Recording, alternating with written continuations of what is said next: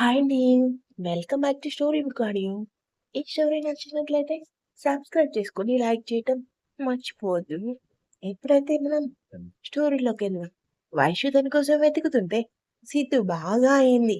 లేకపోతే నన్నే రా రే అంటూ పిలుస్తావా? వెతికివే బాగా వెతుకు అంటూ తనకి కనపడకుండా ఫాలో అయ్యాడు. సెకండ్ ఫ్లోర్ మొత్తం తిరిగి తిరిగి వైషుకి కాలు నొప్పులొచ్చేసాయి. కాసేపు కూర్చొని మళ్ళీ థర్డ్ ఫ్లోర్‌కెళ్ళింది. అక్కడ కనపడలేదు. కావాలని చేస్తున్నాడని అర్థమైంది. అంతే కళ్ళలో నీళ్ళు తిరిగాయి. ఏడుస్తూ గబగబా కిందకెళ్ళి కార్ పార్కింగ్ వైపు వెతుకుతూ వెళ్ళింది.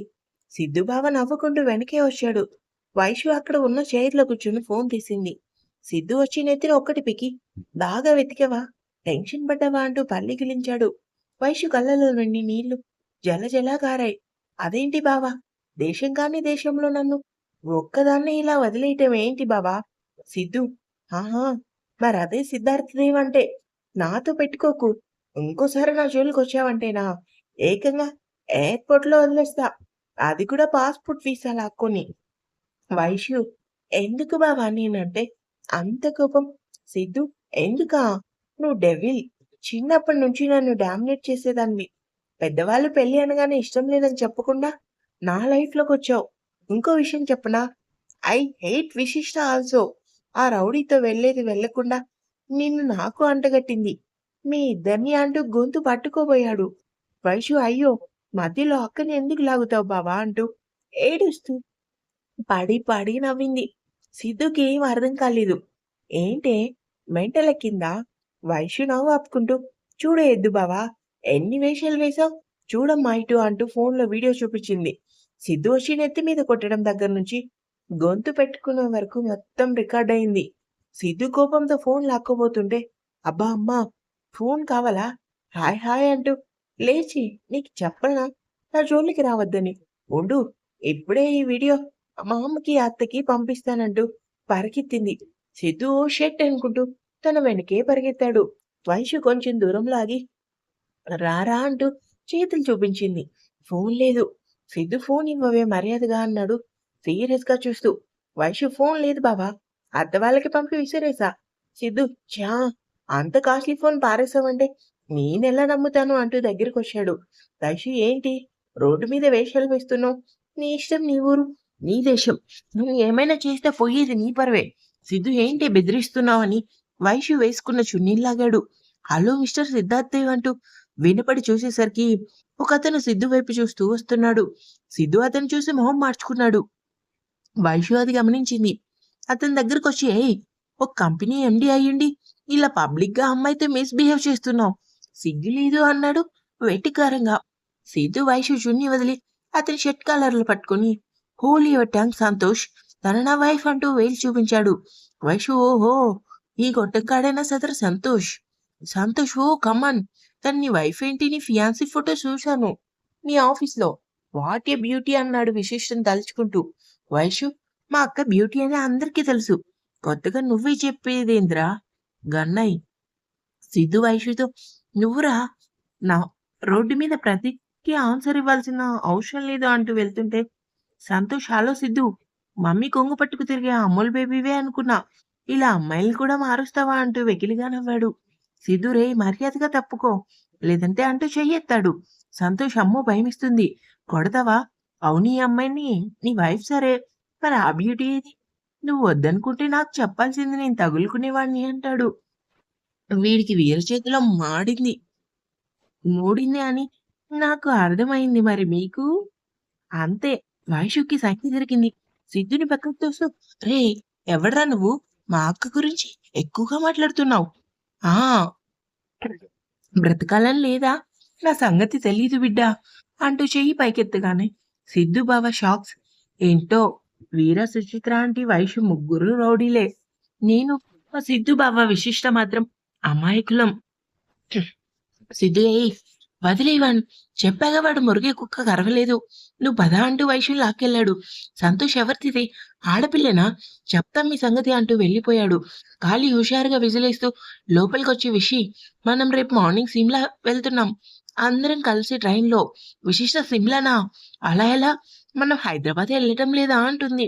కాళీ హాహా నీకు కొత్త కదా చెప్తా కూర్చో అంటూ సోఫా చూపించి తను వేరే చైర్లో కూర్చొని మనకి మొత్తం 3 రకాల బిజినెస్లు. విశిష్ట హలో కాళీ అన్న మనకి కాదు నీకు. గాలి నవ్వుతూ వీరికి వైఫ్ అంటే నువ్వు కూడా తెలియకుండా నీ బిజినెస్ లో భాగమయ్యావు. విశిష్ట తెలియకుండా మీ ఫ్రెండ్ కి భార్య మాత్రమే అయ్యా. అంతేకాని బిజినెస్ లో పార్ట్నర్ కాదు అంటుంది. గాలి సరే అయితే మావే 3 బిజినెస్లు. మొదటిది లోకల్లో కబ్జాలు. విశిష్ట అందుకేగా ఆయన గారు నన్ను కబ్జా చేశారు. రెండవది డైమండ్ సెగ్లింగ్. దానికోసమే ఇక్కడికి వచ్చాం. ఓ 20 లక్షలు వచ్చాయి. త్రినాసారికి 10, మనకి సారీ అదే మాకు 10. విశిష్ట త్రినాథ్ ఎవరు? కాళీ. ఆయన కింగ్‌లే. మన ఏరియా సైడ్ డైమండ్స్, కబ్జాలు లాంటివి ఎక్కడ ఎలా జరగాలో ఆయనే డిసైడ్ చేస్తాడు. విశిష్ట అంటే మీరంతా ఆయన కింద పనిచేస్తారా? కాళీ. మీ ఆయన ఎవరి కింద చేయడమ్మా. అలాగే తన నంబర్ కూడా ఎవరికివ్వడు. విశిష్ట అవును చిట్టి చెప్పాడు. నంబర్ ఎందుకు ఎవరికివ్వడు? కాళీ ఏం చెప్పను. వాడి గురించి రాస్తే బుక్ అవుతుంది. తీస్తే సినిమా అవుతుంది. నాకే అప్పుడప్పుడు అర్థం కాడు. నీకు మొన్న చెప్పాగా వాడి గురించి. ఎవరితో కలవడు, ఎవరిని నమ్మడు. విశిష్ట సరే. మూడో బిజినెస్ ఏంటి? ఖాళీ దొంగతనాలు. విశిష్ట ఆ! మొన్న చెప్పావుగా అంటుంది. అయితే సిమ్లా దేనికి? ఖాళీ అక్కడ ఏదో నగల ఎగ్జిబిషన్ జరుగుతుంది. అందుకే. విశిష్ట అంటే నగలు. ఖాళీ కొన్ని అమ్ముతాం, కొన్ని నువ్వేసుకుందు గాని. విశిష్ట ఛీ! నేనవి ఏం చేస్తానని అడగటం లేదు. ఇప్పుడు అవి కూడా వదలరా అని అడిగా. హూ! వదిలే ప్రసక్తే లేదు. విశిష్ట అన్న ఒక మాట అడుగుతాను ఏమనుకోరుగా? లేదు అడుగు. అది మీరు చేసేవి ఏవి కూడా మంచి పనులు కావని మీకు తెలుసు కదా! అలాంటప్పుడు ఎందుకు చేయటం? వాటి వల్ల వచ్చే డబ్బు కోసమే కదా! ఖాళీ చూడు విషి, మావేమీ మీకులాగా సౌండ్ పార్టీ కుటుంబాలు కాదు. చాలా పేదరికంలో మగ్గాం. ఎన్నో అవమానాలు, బాధలు భరించలేక ఈ దారి ఎన్నుకున్నాం. విశిష్ట మరలాంటప్పుడు పేదవాళ్ళంతా మీకులాగా ఎందుకు చేయటం లేదు? కూలి పని, వ్యవసాయం, ఆటో డ్రైవర్ లాంటి పనులు చేస్తున్నారుగా. అయితే ఏమంటావు?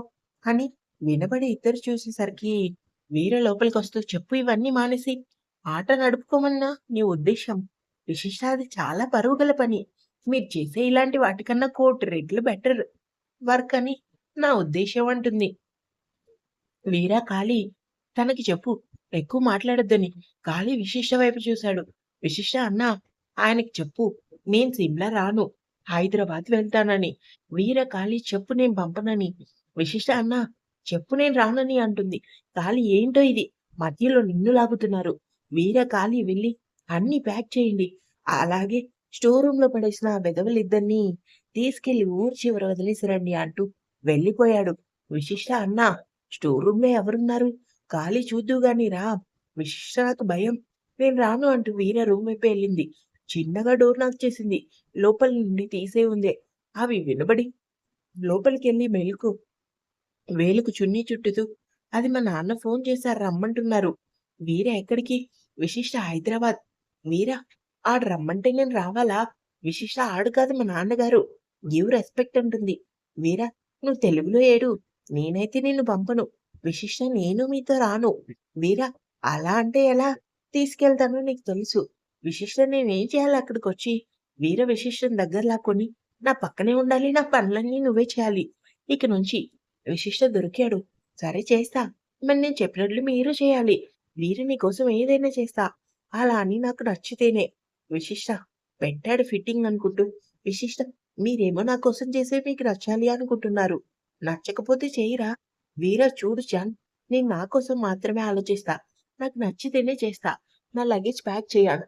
అలాగే నీ లగేజ్ కూడా ప్యాక్ చేసుకో. విశిష్ట మా నాన్న అండ్ మా ఫ్యామిలీ మొత్తం వస్తారు మీ ఇంటికి. వి వి హావ్ టు సారీ మనం వెళ్ళాలి. వీర కుదరదు జాన్. సిమ్లా నుంచి ముంబై వెళ్ళాలి. విశిష్ట మీరు మీ ఇష్టానికి పెళ్లి చేసుకున్నారు. ఇప్పుడు మీతో పాటు తిప్పుతూ నా ఫ్యామిలీకి దూరం చేస్తున్నారు. ఇలా అయితే నేను ఇక నుంచి మీతో మాట్లాడను. ఏమీ తినను అంటూ వెళ్ళిపోయింది. వీర ఖాళీ అంటూ అరిచాడు. గాలి హ్యాపీగా కాలు చెప్పుకొని కళ్ళు మూసుకున్నాడు. అయితే ఆ పిలుపుకి చెవులు పట్టిన తుప్పు మొత్తం వదిలి వీర దగ్గర కురికాడు. ఏంటి వీరా ఏమైంది? వీర ఇటు రారా అంటాడు. దగ్గరికి పిలిచాడు. గాలి దూరం నుంచి వినపడుతుంది. ఏం పర్లేదు చెప్పు. వీర కానీ దెబ్బలు దగ్గరికి వేస్తే తక్కువ తింటావు. దూరంగా ఉంటే ఎక్కువ తింటావు కాళీష్. విశిష్ట రానని చెప్పిందా? వీర నీకు తెలుసా? కాళీ తెలుసా అంటే నాతో అనలేదు. కానీ ఊహించా. వీర వాళ్ళ అయ్య రమ్మంటున్నాడంటుంది. ఒకసారి లైన్‌లో కలుపు. వాడి సంగతి తెలుస్తా. కాళీ తన ఫోన్‌లో నుండి విక్రమ్‌కి కాల్ చేశాడు. విక్రమ్ హలో! వాయిస్‌లో సీరియస్‌నెస్ తన్నుకొస్తుంది. వీర స్పీకర్ ఆన్ చెయి. కాళీ ఆన్ చేసి వీర దగ్గరకొచ్చాడు. వీర ఏంటి మామ? ఎలా ఉన్నావు? విక్రమ్ హలో ఎవరు? వీరా నేనే. విక్రమ్ నువ్వా? ఏంటి సడన్‌గా నేను గుర్తొచ్చాను? వీరా గుర్తు రాలేదు. రావు కూడా. నా జాన్ ఫోన్ చేస్తుంది ఏం చెప్పావు? విక్రమ్ తండ్రి కూతుర్లు అన్న తర్వాత 100 ఉంటాయి. అన్నీ నీకు చెప్పాల్సిన అవసరం లేదు. 100 కాకపోతే 1000 చెప్పుకో కానీ, ఒక్కటి కూడా నా గురించి కాకపోతే నీకు మంచిది. విక్రమ్ తప్పు తప్పు. ఆ 100 నీ గురించే ఉంటాయి. ఎందుకంటే నా లైఫ్‌లో ఫస్ట్ టైమ్ నీ వల్ల నిద్రకి దూరమయ్యాను. నా కూతురు నాకు దూరమైంది. నా పరువు పోయింది. ఒకప్పుడు 'విక్రమ్ దేవ్' అంటే ఒక బ్రాండ్. కానీ ఇప్పుడు ఒక రౌడీ వచ్చి కూతురికి తాళి కడితే, చేతకాని వాజమ్మలాగా వాడితో పంపాడు అని అందరూ నవ్వుతున్నారు. ఇదంతా జరిగింది నీ వల్ల అయినప్పుడు, నీ గురించి కాక ఏం మాట్లాడమంటావు? వీరా చూడు, నువ్వు నన్ను జైలుకి పంపక ముందు ఆలోచించాల్సింది. ఇప్పుడు అనుకుని ఉపయోగం లేదు. విక్రమ్ ఇప్పుడు వేరేలా అనుకుంటున్నాను. చెప్పాలా? విశిష్టని నుంచి దూరం చేస్తే ఎలా ఉంటుందా అని. వీరా రేయ్! నాకు తెలుసు నీ సంగతి. అందుకే తనకు ఫోన్ చేస్తున్నావని తెలుసు. తన ఫోన్ ట్రాప్ చేస్తావని తెలుసు. నీకు చేతనైంది నువ్వు చేసుకో. నేనేంటో నీకు చూపిస్తా. విక్రమ్ సరేరా బెట్ కట్టుకుందామా? విశిష్టని నీ నుంచి దూరం చేసి తనకు మంచి లైఫ్ ఇస్తా. వీరా చెప్పగా నువ్వేదైనా చేసుకో ఫరక్ పడదు. నా జాన్ ఎప్పటికీ నాతోనే ఉంటుందంటాడు. విక్రమ్ చూద్దాం. ఈ విషయం నా కూతురికి చెప్పి బెదిరిస్తే వీరా చల్ హట్. వీరే ఇక్కడ. ఏదైనా తిన్నగానే. నీలాగా వెనుక వేషాలు నాకు చేత కాదు. మేమైతే సిమ్లా వెళ్తున్నాం. చేతనైతే ఆపుకో అంటూ కట్ చేశాడు. కాళీ చూసావా? విశిష్టని నీ నుంచి దూరం చేయడానికి మీ మామ ఎట్లా ప్రయత్నిస్తున్నాడో. హ్మ్. అంటూ కాలర్ వెనక్కి తోసి సీరియస్‌గా ఆలోచిస్తూ సిగరెట్ వెలిగించాడు. ఆ రోజు నైట్ చిట్టి డిన్నర్ తీసుకొని వీర రూమ్‌కొచ్చాడు. వీరను వెళ్లి మేడంని పిలువు. చిట్టి అలాగే అన్నా అని కిందకి వెళ్లి టీవీ చూస్తున్న విశిష్ట దగ్గరికెళ్లి మేడం అని పిలిచాడు. విశిష్ట ఆగు. ఇప్పుడు చూడు మంచి కామెడీ సీన్ వస్తుందంటూ టీవీ వైపు చూపించింది. చిట్టి టీవీ వైపు చూశాడు అంతే. అసలు సంగతి మర్చిపోయి నోరు తెరిచి సోఫా కింద కూర్చున్నాడు. 10 నిమిషాలైనా విశిష్ట రాకపోవడంతో ధీర కిందికి వచ్చాడు. సోఫాలో విశిష్ట, నేల మీద చిట్టిగాడు. పడి పడి నవ్వుతున్నారు. వీరకి సంచి తిరిగింది. రండి, రాండి మళ్ళీ యూకే. కారెక్కగానే వైశ్యు నన్నెందుకు ఆపావు? వాడి సంగతి చెప్పేదాన్ని ఇవాళ అంటూ పళ్ళు కొరుకుతుంటే, సిద్ధు ఏయ్! ఇదంతా నీ వల్లే. అసలు వాడెవడో తెలీదు. ఎంత డేంజర్ గాడో తెలీదు. వాడి మీదకి ఎందుకెళ్తున్నావు? ఈడియట్ అని తిట్టాడు కోపంగా. వైశ్యు నా అక్కని ఇష్టమొచ్చినట్టు మాట్లాడిన వాడు ఎందుకు? వాడు తెలిసిందేంటి తొక్కి నార తీయడమే. సిద్ధు షటప్ వైషు. వాడు వట్టి వెధవ. నువ్వు ఆడపిల్లవి ఎంత జాగ్రత్తగా ఉండాలి. వైషు ఆడపిల్లని అవసరమైతే ఆడపుల్ని కూడా. ఇంతకీ ఎవడాడు? సిద్ధు తెలుసుకొని ఏం ఉద్ధరిస్తావు? అంటూ కారు స్పీడ్ పెంచాడు. ఇంటికి వెళ్ళాక వైషు సుచిత్రని బరాబరా లాక్కొని వెళ్ళి అత్తా సంతోష్ ఎవరు అని అడిగింది. సుచిత్ర మలపతాడు ఎలా తెలిసే నీకు అంటూ ఆశ్చర్యపోయింది. వైశ్య షాపింగ్ మాల్‌లో బయట కనపడి బావతో గొడవ పడ్డాడు. సుచిత్ర అయ్యో! సిద్ధుకేం కాలేదుగా అని అడిగింది కంగారుగా. వైశ్య ఏం కాలేదత్తా. ఇంతకీ ఎవడాడు? సుచిత్ర వాళ్ళ నాన్న మన కంపెనీలో చేసేవాడు. డబ్బుకు కక్కుర్తిపడి మన ప్రాజెక్ట్ డీటెయిల్స్ ఎవరికో చెప్పాడు. దాంతో మనకి చాలా లాసొచ్చింది. దాంతో మీ మామయ్య వాడిని అరెస్ట్ చేయించాడు. ఆ తర్వాత ఏమైందో కానీ చాలా సంవత్సరాల తర్వాత ఈ సంతోష్ మనకి పోటీగా కంపెనీ పెట్టాడు. మన కంపెనీకి వచ్చే అందరి ముందు మీ మామయ్యతో బావతో ఛాలెంజ్ చేసి మరీ వెళ్ళాడు. మనల్ని రోడ్డు మీదకి లాగుతా అని. మన కంపెనీ నామరూపాలు లేకుండా చేస్తా అని. కానీ సిద్ధుతో అంత ఈజీ కాదని వాడికి అర్థమైంది. వైషు అత్త, మామయ్య కంపెనీ ఇండియాలో కదా ఉండేది. అప్పుడు జరిగిందా ఇదంతా? సుచిత్ర అదే ఆశ్చర్యం. ఇది 23 సంవత్సరాల క్రితం అక్కడ జరిగింది. వీడు 3 సంవత్సరాల క్రితం ఇక్కడికొచ్చాడు. వైషు అత్త, బావ అంత పెద్ద కంపెనీకి ఎండీ అయ్యుండి ఫైటింగ్స్ నేర్చుకోలేదా? సుచిత్ర మీ మామయ్య సంగతి తెలుసు కదా! ఆయనకి ఇలాంటివి ఇష్టముండవు. గొడవలు కొట్టుకోవడాలు నచ్చవు. అందుకే ఆ రోజు రౌడీని కూడా కూర్చోబెట్టి మాట్లాడాడు. ఆ రోజు కూడా సంతోష్ వాళ్ళ నాన్నని మీ డాడీ వెంబడి పడి అరెస్ట్ చేయించాడు. వైషు ఓహో! గొడవలు పాతవే. వీడు పగ తీర్చుకోవడానికొచ్చాడా? సుచిత్ర సరే ఇంతకీ ఎందుకు గొడవ పడ్డాడు? అది పెద్ద గొడవేం కాదత్తా. ఏదో వాగాడు నేను వదలనుగా. బావయ్య గొడవలు ఎందుకని లాక్కొచ్చాడు.